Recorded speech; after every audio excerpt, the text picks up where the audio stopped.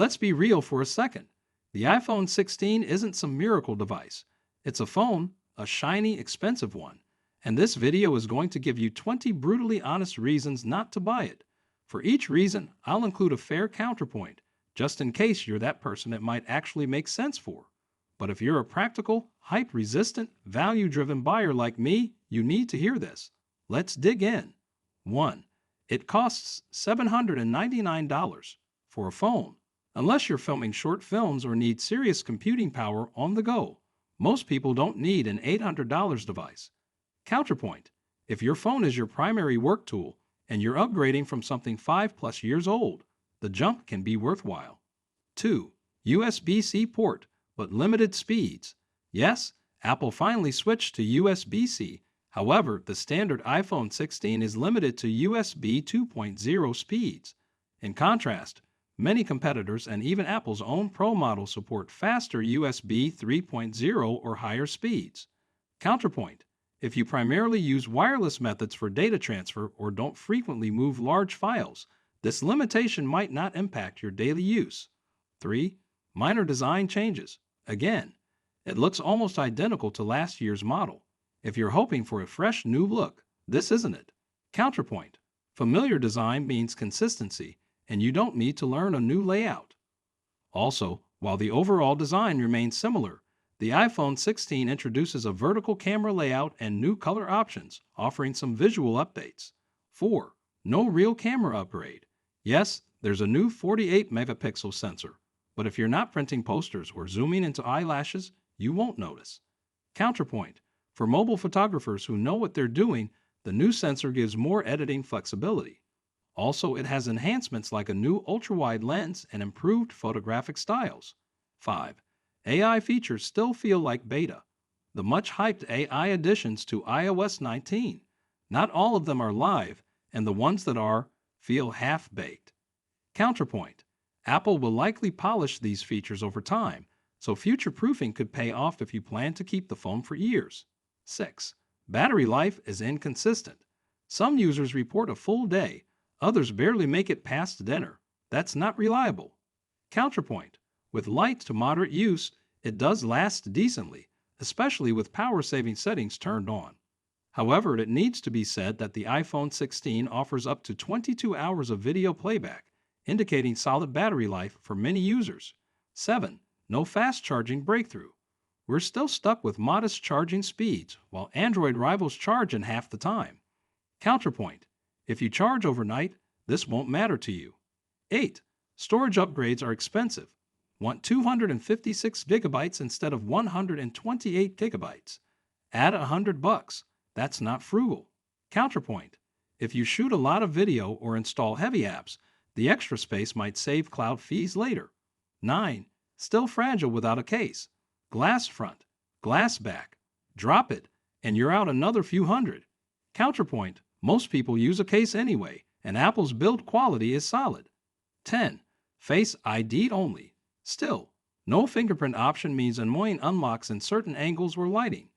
Counterpoint. For most people, Face ID is fast and secure, and masks aren't an issue anymore. 11. Same old 60 Hz display. Yes, it's OLED, but it's not buttery smooth like the 120 Hz screens on cheaper Androids. Counterpoint. If you've never used 120 Hz, you won't miss it. 12. iOS updates can slow down older devices. This is a long-term concern. Apple is known for nudging older models to feel sluggish after updates. Counterpoint. The iPhone 16 is the newest model. You're safe from that for now. 13. Apple Care is almost mandatory. The phone is expensive, repairs are brutal, and Apple Care Plus adds even more cost. Counterpoint. If you're clumsy or have kids, it's a smart add-on. 14. You're paying for the logo. Much of the price comes from brand prestige, not actual component cost. Counterpoint. That prestige also means better resale value compared to most Androids. 15. No expandable storage. Once your storage fills up, that's it, cloud or delete. Counterpoint. Cloud backups are seamless on iOS if you stay organized. 16. No real multitasking advancements. Still no split screen support, something mid-range Android phones have had for years. Counterpoint. iOS multitasking is efficient in its own way, and fewer distractions can mean better focus. 17.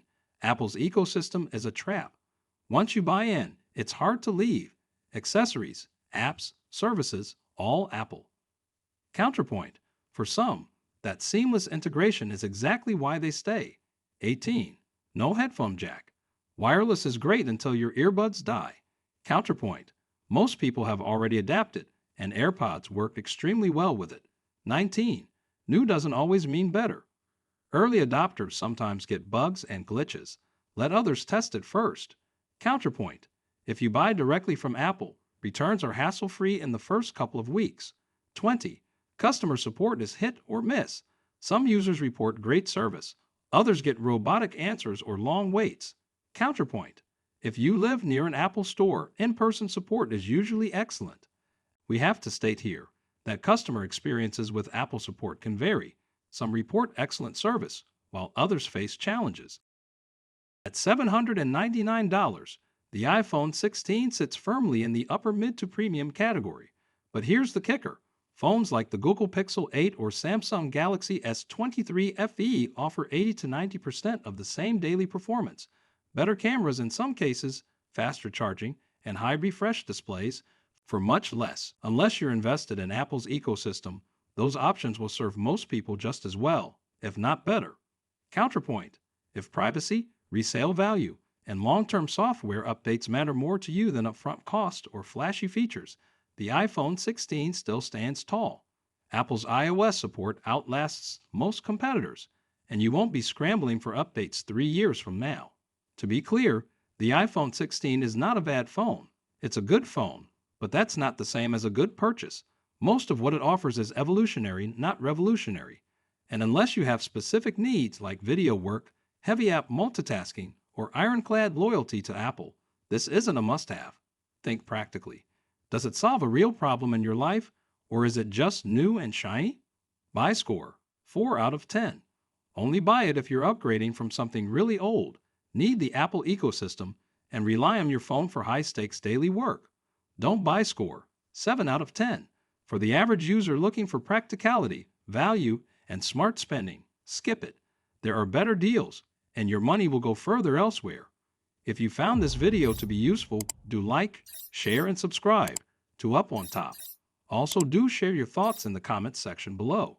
What product would you like us to make a video on next, like this one, with reasons not to buy and their fair counterpoints? Do let us know in the comments.